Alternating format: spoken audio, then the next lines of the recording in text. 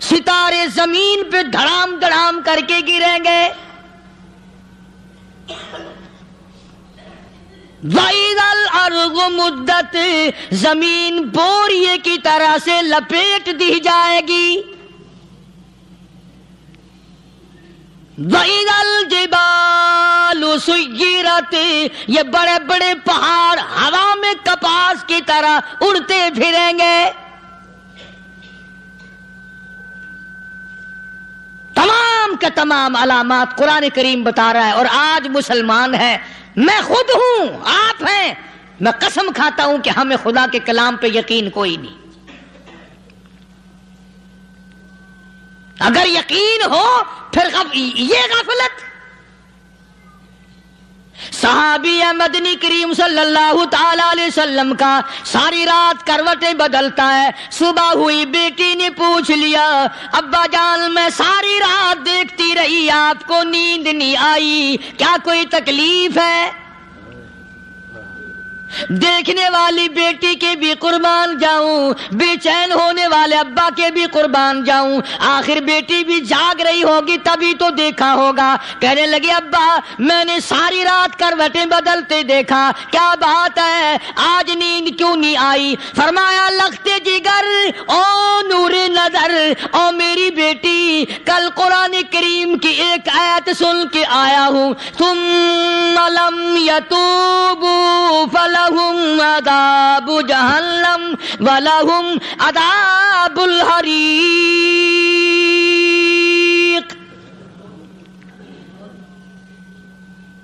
او میری بیٹی جس نے قرآن کریم کے ذریعے جہنم کی خبر سن لی ہو، جہنم کے انگاروں کی خبر سنی ہو، جس نے جہنم کی تباہ کاریاں سن لی ہو، او میری بیٹی نیند کیسے آئے؟ کیسے نیند آئے؟ امام شافعی رحمت اللہ علیہ اتنے بڑے جلیل القدر ولی کامل ہیں، وقت کے امام ہیں، پرہیزگار متقی ہیں. اپنی بیٹی کو فرمانے لگے لختے جگر تیری آنکھیں بگڑتی چلی جا رہی ہیں، میں دیکھتا ہوں تو ساری رات نیند نہیں کرتی، ساری رات سوتی نہیں، مصلی پہ کھڑی ہو کر قرآن پڑھتی رہتی ہے، تو کچھ نیند کر لیا کر، آنکھوں سے محتاج ہو جائے گی. عرض کرنے لگے ابا جان نیند آتی ہے، بستر پہ لیٹ جاتی ہوں، آنکھ لگنے کو ہوتی ہے، فوراً میرے دل میں خیال آتا ہے شافی کی بیٹی تو نے تو بستر سنبھال لیا، صبح تیری نہ معلوم زمین کے اوپر ہوگی یا لاکھوں من مٹی کے نیچے ہوگی. پھر میری نیند اکھڑ جاتی ہے، پھر کھڑی ہو کر خدا کا قرآن پڑھتی ہوں. وہ ساری رات قرآن پڑھا کرتے تھے، اور بدقسمت قوم تمہیں صبح اٹھ کر قرآن کا سپارہ پڑھنے کی توفیق نہیں ہے. مسلمان پر قرآن کا دیدار نصیب نہیں، قرآن کی زیارت نصیب نہیں. گدھے کی طرح کھاتے سو گئے اور گدھے کی طرح صبح اٹھ کر کھانا پینا شروع کر دیا. تو رب کے کلام کا اتنا باغی کہ تو دیکھنا پسند نہیں کرتا.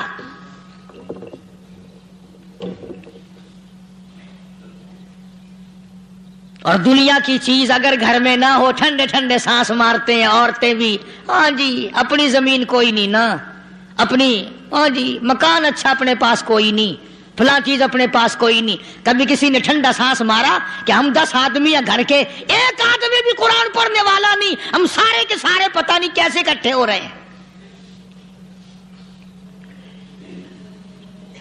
اگر دل میں عظمت ہو، ڈاکٹر ہو، افسر ہو، وزیر ہو، آخر ہے تو انسان، ہے مسلمان، ہے مدنی کریم صلی اللہ علیہ وسلم کا امتی، پھر قرآن سے اتنا دور کیوں ہے؟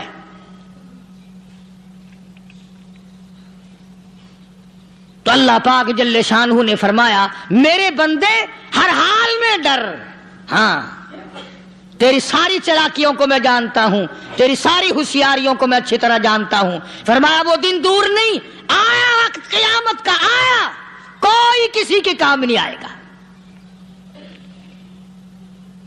فرمایا ان وعد اللہ حق فلا تغرنکم الحیات الدنیا. دنیا نے پھنسا لیا، چہل پہل میں پھنس گئے، اس کے رنگ روغن میں لگ گئے، اس کی زیب و زینت میں لگ گئے، رات اسی کی سوچ ہے، دن میں اسی کا فکر ہے، اور مرنے کا کسی کو بھی فکر نہیں۔ قرآن کریم کے آخری سورت آخری لقمان کے آخری آیتوں میں عجیب مضمون رکھا ہے۔ فرمایا ان اللہ عندہ علم الساعۃ وینزل الغیث،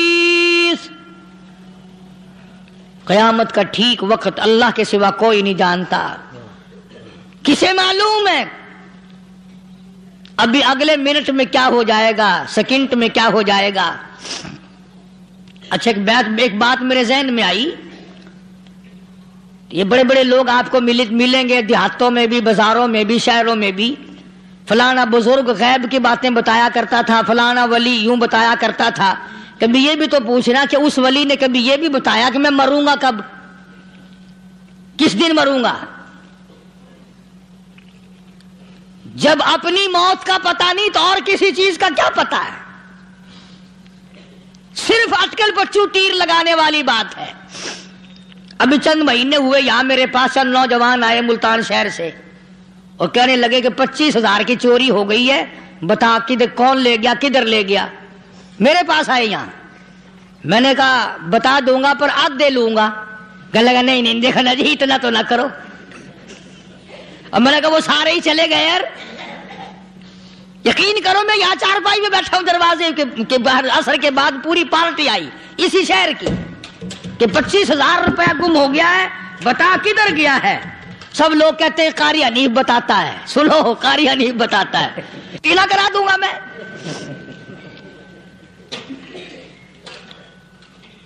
جتنا میں نے انکار کیا میرے سر ہوتے چلے گئے۔ اخیر میں نے بکواس کر دی، میں نے کہا اچھا بتاؤں گا پھر آدھے لوں گا۔ کہنے لگے نہیں تماشا دیکھا، یعنی اندازہ لگاؤ کہ ہم شہر سے سن کر آئے ہیں کہ قاری حنیف چوریاں بتاتا ہے۔ اللہ غنی، کس کو معلوم ہے کہ ابھی کیا ہو جائے گا؟ اللہ پاک نے کسی کو نہیں بتایا۔ فرمایا ان اللہ عندہ علم الساعۃ وینزل الغیث،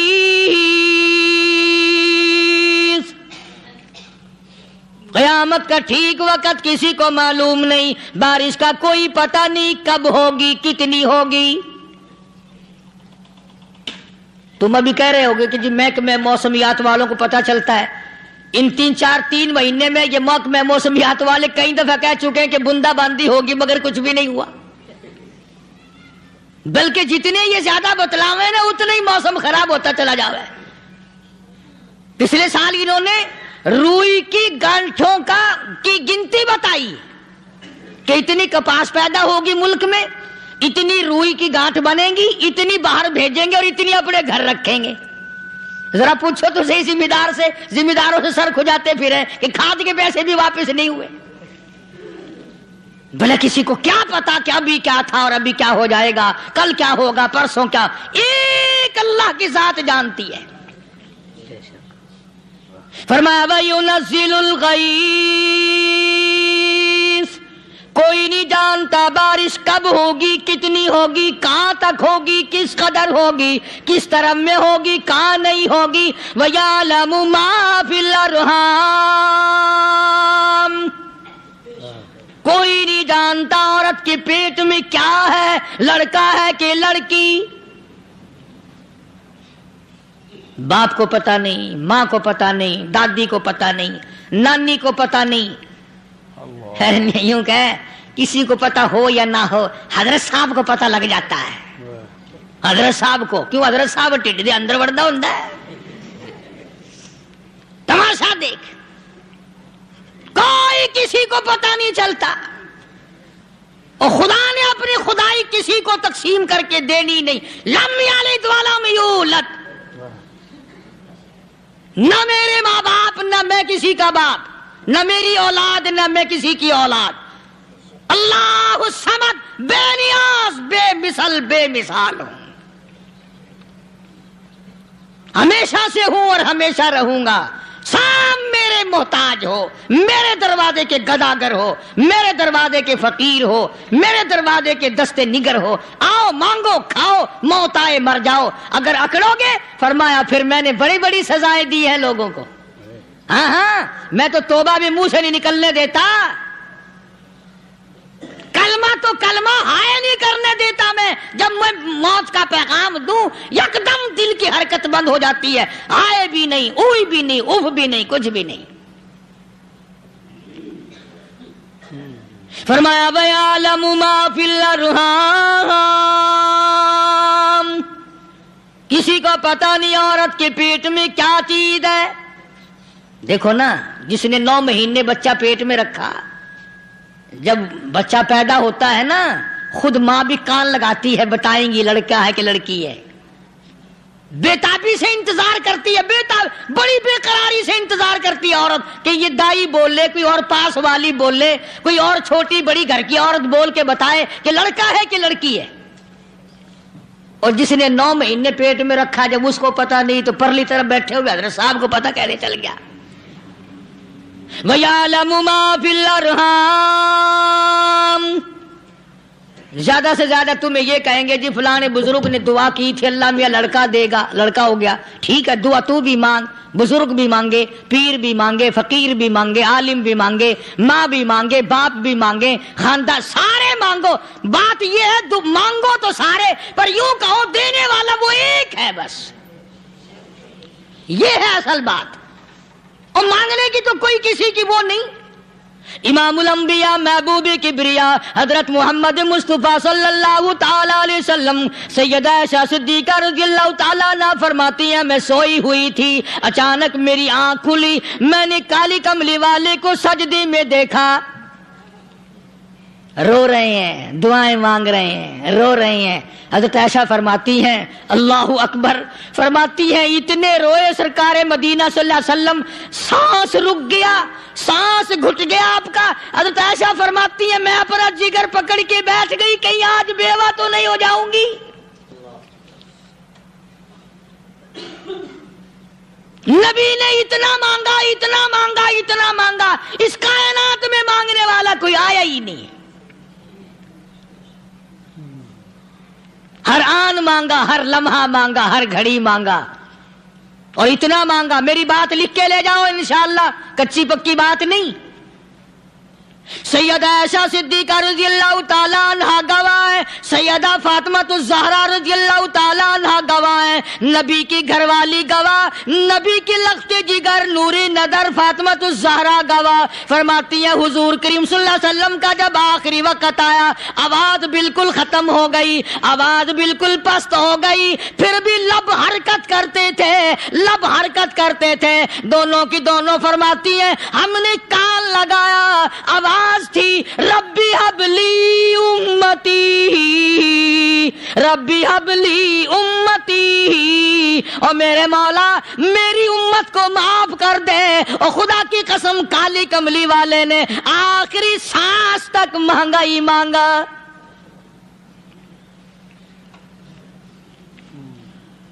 چاہے تیرے لیے مانگا، امت کے لیے مانگا، مگر ہر وقت مانگا۔ اور یوں فرمایا کہ میدان حشر میں جب لوگ چاروں طرف سے پریشان ہو کر، عاجز ہو کر، تنگ ہو کر، دھکے کھا کر، ذلیل ہو کر، انبیاء علیہ الصلوۃ والسلام کے مشورے سے جب حضور کریم صلی اللہ علیہ وسلم کے دربار میں آئیں گے، مشکاۃ شریف میں حدیث موجود ہے، ارشاد حضور کریم صلی اللہ علیہ وسلم کا، فرمایا لوگ مجھے سفارش کے لیے کہیں گے اللہ اکبر، اللہ اکبر کبیرہ، تو یوں فرمایا یہ نہیں فرمایا کہ میں اللہ میاں کو ٹیلی فون کروں گا کہ دیکھنا ذرا خیال کرو امت آ رہی ہے میری، یا امت کو یہ کہے کہ رکا لے جاؤ، بلکہ یوں فرمایا جیسے امت آ کر کے مجھے پریشان کرے گی میں سجدہ کروں گا، میں سجدہ کروں گا، اس وقت بھی سر میرا در تیرا، جھولی میری عطا تیری۔ اور حدیث پاک کا اگر مضمون پڑھ کر دیکھو سارے مضامین حل ہو جائیں۔ یوں فرماتے ہیں خود حضور کریم کہ میں اتنا لمبا سجدہ کروں گا اس وقت قیامت میں، اتنا لمبا سجدہ کروں گا کہ 7 دن 7 راتیں کا وقت 1 ہفتے کے برابر وقت لگ جائے گا، میں سر سجدے سے نہیں اٹھاؤں گا۔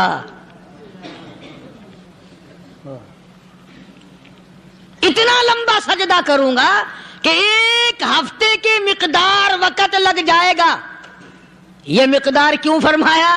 قیامت کا دن ہے نا، دن ڈھلنا نہیں، چھپنا نہیں، رات آنی ہی نہیں، رات تو ہے ہی نہیں نا، اس لیے فرمایا 1 ہفتے کی مقدار دن لگ جائے گا، وقت ختم ہو جائے گا پورا ہفتے کے برابر۔ اس کے بعد اللہ پاک مجھے فرمائیں گے ارفع راسک یا محمد صلی اللہ علیہ وسلم، میرے محبوب سر اٹھاؤ، سل مانگو توتا دوں گا، مانگو دیا جائے گا، سوف یعطیک ربک فترضی، تیرا رب تجھے راضی کر دے گا۔ صحابہ اکرام رضوان اللہ تعالی علیہ مجمعین نے عرض کر دیا یا رسول اللہ صلی اللہ علیہ وسلم آپ کس وقت راضی ہوں گے؟ کتنے لوگ جنت میں چلے جائیں گے، دوزخ میں چلے جائیں گے، آپ کس وقت راضی ہوں گے؟ خدا کی قسم اس محسن کائنات کا کیا کہنا کالی کملی والے نے جو ہم پر مہربانی فرمائی، یوں فرمایا جب تک ایک امتی کلمہ پڑھنے والے کا ہاتھ پکڑ کر جنت میں نہ لے جاؤں میں محمد الرسول اللہ کو چین نہیں آئے گی، ایک کو لے جاؤں گا اور چین نہیں آئے گا مجھے اس وقت بھی۔ تو عرض یہ کر رہا تھا کہ قرآن کریم نے اور تمام چیزوں میں عقیدے کا سدھار کہ عقیدہ بناؤ، یہ جو عقیدہ ہے نا اس کی حیثیت ایسی ہے جیسے پہلی اینٹ عمارت کی، اگر اینٹ ٹیڑھی ہو گئی تو ساری عمارت ٹیڑھی ہو جائے گی، اگر عقیدہ صحیح نہیں تو سارے اعمال ٹیڑھے ہو جائیں گے، اور اگر عقیدہ صحیح ہے تو اعمال بھی اور تمام افعال بھی اخلاق بھی تمام کی بنیاد جو ہے وہ صحیح رہے گی اور اچھی توفیق ہوگی۔ یہ عربی کلمہ ہے، آپ اور میں اگر کلمے کا معنی سمجھ لیں پھر بھی بات بنتی ہے، یہی تو معنی لا الہ الا اللہ، کوئی نہیں بگڑی بنانے والا، کوئی نہیں حاجت روا، کوئی نہیں مشکل کشا، کوئی نہیں تیرا ہاتھ پکڑنے والا، کوئی نہیں مجھے اور آپ کو اولاد دینے والا، کوئی نہیں بیوی بچے دینے والا، کوئی نہیں یہ ہر روز روٹی کھلانے پانی پلانے والا اس کے سوا کوئی نہیں، الا اللہ، ایک اللہ کی ذات ہے۔ اور فرمایا کہ یہ بتایا کس نے کہ یہ سب کچھ کرنے والا کون ہے؟ محمد الرسول اللہ صلی اللہ علیہ وسلم، کہ ہمارے آقا اور مولا حضرت محمد الرسول اللہ صلی اللہ علیہ وسلم نے بتایا۔ تو قرآن کریم کی ان آیتوں نے وضاحت کر دی وما تدری نفس ماذا تکسب غدا، کسی کو پتہ نہیں کل کیا ہو جائے گا، صبح کو کیا ہو جائے گا، شام کو کیا ہو جائے گا۔ وما تدری نفس بأي أرض تموت، کوئی نہیں جانتا موت کس جگہ پہ آئے گی۔ کسے معلوم ہے کہ میری قبر کہاں بنے گی؟ کوئی نہیں جانتا میرے اس بدن کو جانور کھا جائیں گے، کسی کو علم نہیں ہے کہ قبر کا گڑھا ملے گا کہ نہ ملے گا، کفن ملے گا کہ نہ ملے گا، نماز جنازہ نصیب ہوگی کہ نہ ہوگی، غسل نصیب ہوگا کہ نہ ہوگا، کوئی نہیں جانتا۔ کلمہ پڑھتے موت آئے گی یا کنجری کے گانے سنتے گاتے موت آئے گی؟ کس کو علم ہے کہ آخری کلام جو دنیا میں ہوگا وہ درود پاک ہوگا یا قرآن کریم ہوگا یا دعا ہوگی یا استغفار ہوگا، اور یا گالی منہ سے نکلے گی، دم نکل جائے گا؟ کسے معلوم ہے؟ اس لیے فرمایا وما تدری نفس بأي أرض تموت، کوئی نہیں جانتا موت صبح آئے گی یا شام آئے گی، بیوی بچوں کے سامنے آئے گی یا اسپتال میں کوئی پاس ہوگا بھی یا کہ نہیں جس وقت موت آئے گی کسے معلوم؟ سجدے میں آئے گی یا کنجری کی گود میں آئے گی کیا پتا؟ فلم میں آئے گی یا مسجد میں آئے گی؟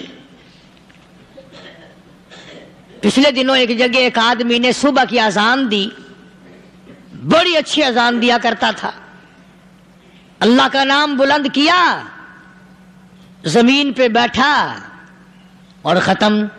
فجر کی اذان دی، جو سنے انہوں نے کہا یار ابھی تو اذان دی تھی، بس اللہ کی طرف لوگوں کو بلایا اور خود دنیا سے رخصت ہو گیا۔ ہاں کسی کی موت یوں بھی آیا کرتی ہے، کسی کی سجدے میں آ جاتی ہے، کسی کی مراقبے میں آ جاتی ہے۔ اللہ اکبر۔ کسی کی نماز میں آئے، اللہ کی طرف دھیان لگے ایسا لگے کہ لگی جائے وہ چلا ہی جائے۔ ہمارے استاد محترم مولانا عبد الخالق صاحب رحمۃ اللہ علیہ یا کبیر والے میں تھے، بہت بڑے عالم، جید عالم، سمندر تھے علم کے۔ بس صبح کی نماز کے بعد مراقبے میں بیٹھے، اللہ اللہ کر رہے ہیں، بس جیسے اتحیات میں بیٹھتے ہیں نا اسی طریقے سے بیٹھے تھے۔ دن چڑھ گیا، بھتیجے نے آ کر کے کہا حضرت ناشتہ تیار ہے، جواب کوئی نہیں۔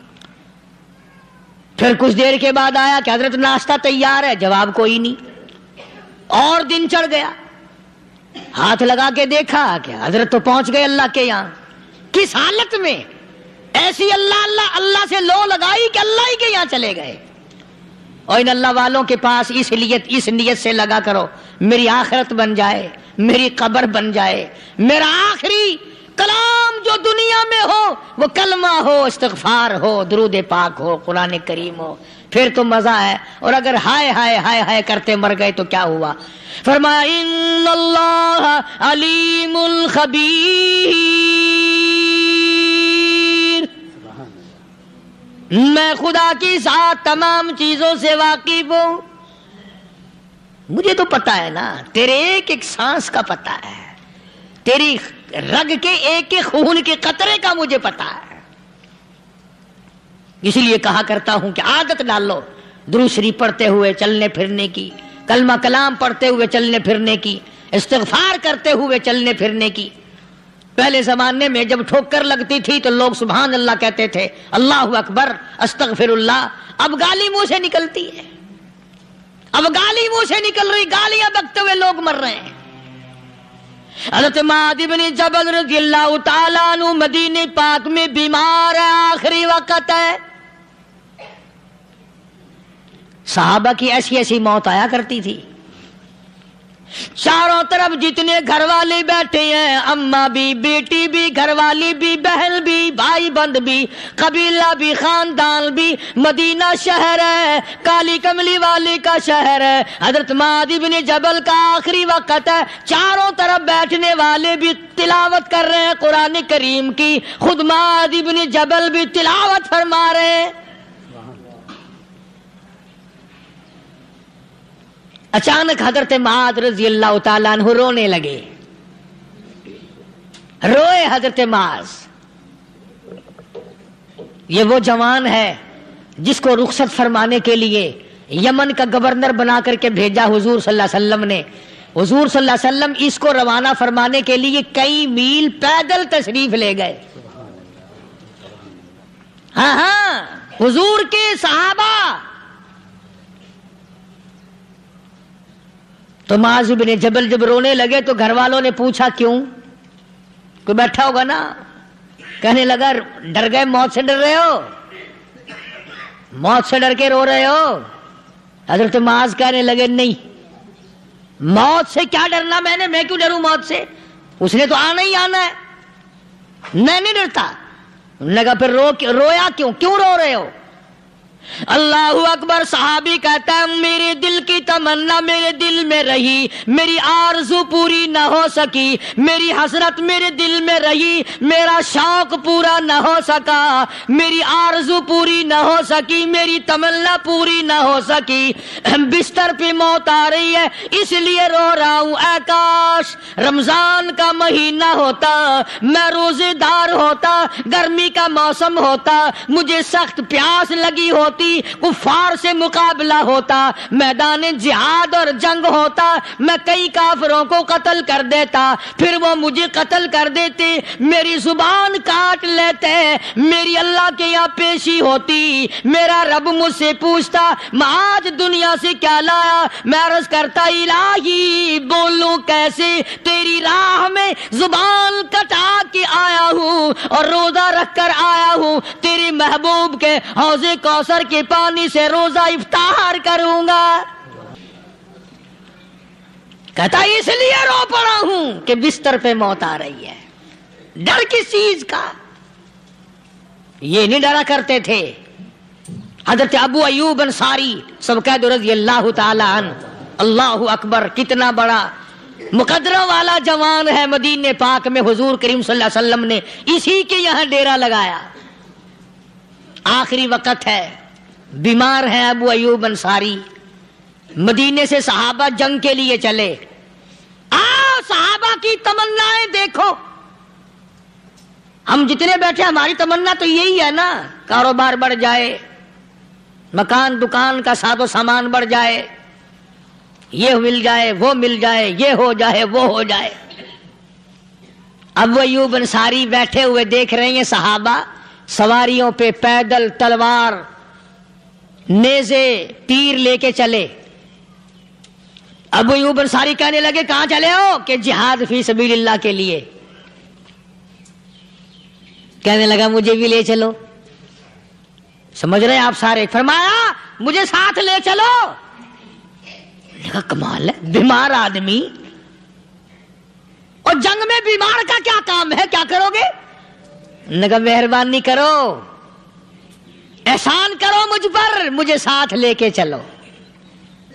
خدا کے بندے بیمار ہے، کرے گا کیا میدان جہاد میں؟ کہنے لگا تم تو بیمار کی بات کر رہے ہو، مجھے ساتھ لے چلو اونٹ پہ ڈال کر۔ توجہ کرنا ذرا، آخری بات میرے یاد آئی ہے، بتانے لگا ہوں۔ ابو ایوب انصاری حضور کا میزبان مدینے والا کہتا ہے میں بیمار ہوں، مجھے اونٹ پہ ڈال کے لے چلو، اور اگر میری راستے میں موت آ جائے پھر بھی میری لاش کو ساتھ لے جانا۔ جہاں کفر اور اسلام کا جنگ ہوگا، مقابلہ ہوگا، اس میدان میں میری لاش کو پھینک دینا۔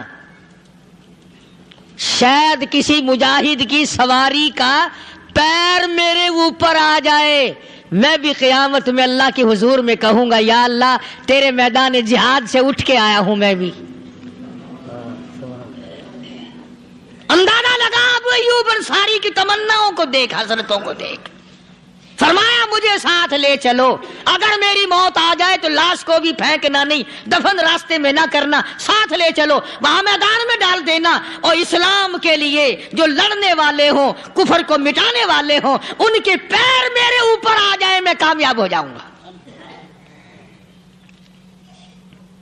ایک تم ہو جو مسجد میں جھاڑو دینے سے بھی آر کرتے ہو، صف بچھانے میں بھی تمہیں شرم آتی ہے، صف اکٹھا کرنے میں بھی تمہیں شرم آتی ہے، ادھر ادھر کوئی چیز کرنے میں تمہیں کیا معلوم ہے جس وقت قیامت کے دن ان شاہی درباروں کے خادموں کو انعام ملے گا نا، پھر ٹکرے مارو گے، او ہو لو بھائی کمال ہو گیا، ہم تو یوں ہی رہ گئے۔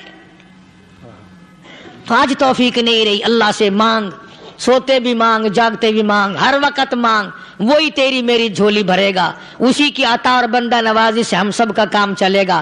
فرمایا ان اللہ علیم خبیر،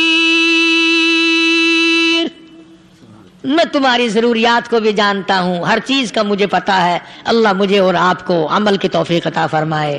اللہ پاک اپنے فضل و کرم سے ہم سب کو اپنے بندے بنا لے، عقائد اور اعمال کی درستی فرما دے، مرتے وقت ایمان کی دولت عطا فرمائے۔ وآخر دعوانا الحمدللہ رب العالمین۔ دوستو، امید کرتا ہوں کہ آپ حضرات نے اس بیان کو پورا سنا ہوگا۔ بیان کیسا لگا کمنٹ میں ضرور بتانا، اور اپنے دوستوں اور رشتہ داروں کو شیئر ضرور کرنا۔ اللہ تعالی ہم سب کو اس بیان پر عمل کرنے کی توفیق عطا فرمائے۔ تو دوستو پھر ملتے ہیں اگلی ویڈیو میں، جب تک اپنا خیال رکھیے، ہمیں دعاؤں میں یاد رکھیے۔ السلام علیکم ورحمۃ اللہ وبرکاتہ۔